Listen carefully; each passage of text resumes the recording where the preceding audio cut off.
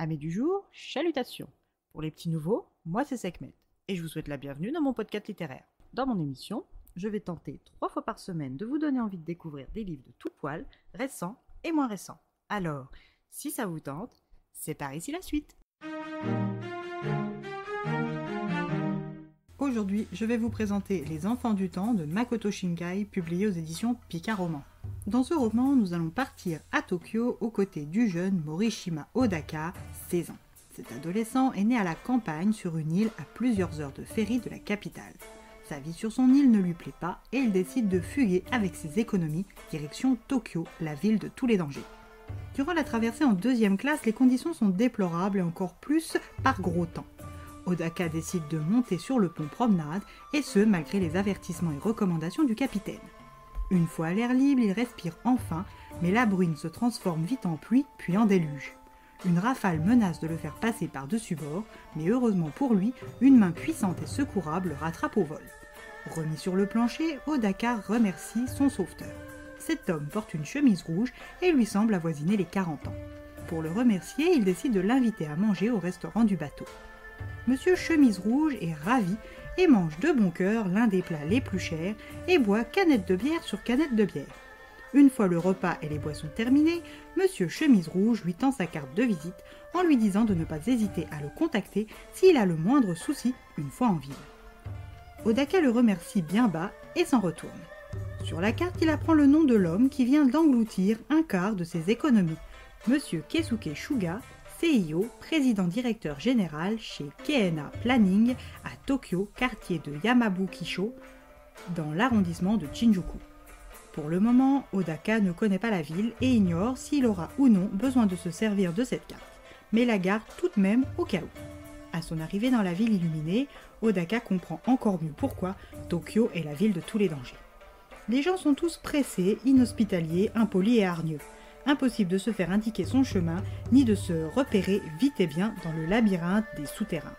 Pour la première nuit, rien n'est simple, et en prime, la pluie ne cesse de s'abattre sur lui. Dans une ruelle, il fait la rencontre d'un chaton des rues, avec qui il partage une barre de céréales, et qui, pour l'occasion, nomme Ame. Odaka doit se trouver du travail, mais à 16 ans et sans carte d'étudiant, c'est très compliqué, et encore plus quand on ne connaît pas la ville et ses us et coutumes. Chaque soir depuis son arrivée, il s'attable devant un bol de potage dans un fast-food quand une jeune employée toute mignonne et timide vient poser un plateau plein devant lui. La demoiselle lui souffle discrètement que c'est un cadeau de la maison et elle repart en posant un doigt sur ses lèvres. Ce hamburger est le meilleur repas que Odaka a mangé depuis très longtemps et rien que d'y penser, il en pleurerait. Ce soir-là, il décide de contacter Monsieur Shuga. À son arrivée, les bureaux sont au sous-sol d'un immeuble plutôt ancien. Il est reçu par la nièce de ce dernier, mademoiselle Natsumi. Le travail de base est d'écrire en sous-traitance des articles pour des médias presse connus et bien établis. Odaka comprend que la société de Monsieur Shuga gère un petit bureau de production qui s'occupe surtout de la paperasse administrative d'autres compagnies. Il accepte le poste d'assistant car il va être nourri, logé et recevoir une petite contribution. Et tout ça sans devoir justifier son identité. Il commence son travail et se surprend même à l'apprécier. Auprès de Monsieur Shuga et de Mademoiselle Natsumi, son ciel semble s'éclaircir.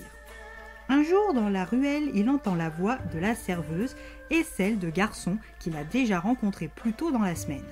Ils veulent forcer sa bienfaitrice à les suivre. Il n'hésite pas et vole à son secours, mais son ignorance des lieux le mène à être maîtrisé par les voyous.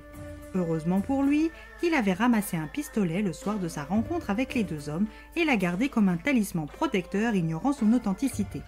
Pensant l'arme factice, il met en joue son agresseur et tire.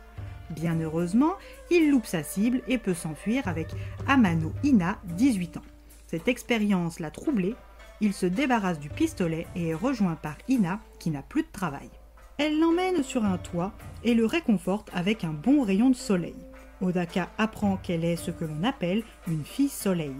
Dans le folklore, ces prêtresses attirent le beau temps par leurs prières.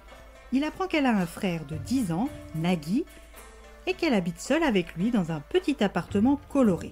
Comme elle ne travaille plus au fast-food, elle doit vite trouver du travail pour pouvoir continuer de s'occuper de son frère, mais sans bagage, c'est difficile.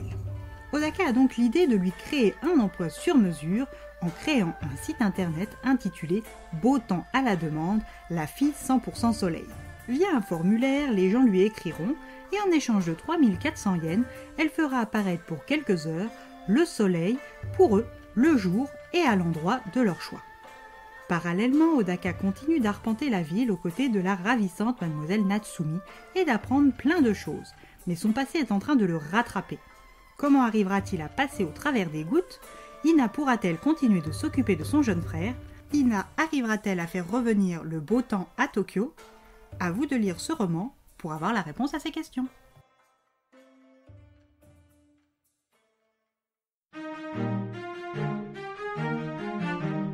Un roman qui lui aussi est sorti avant l'animé éponyme, pourtant créé avant lui.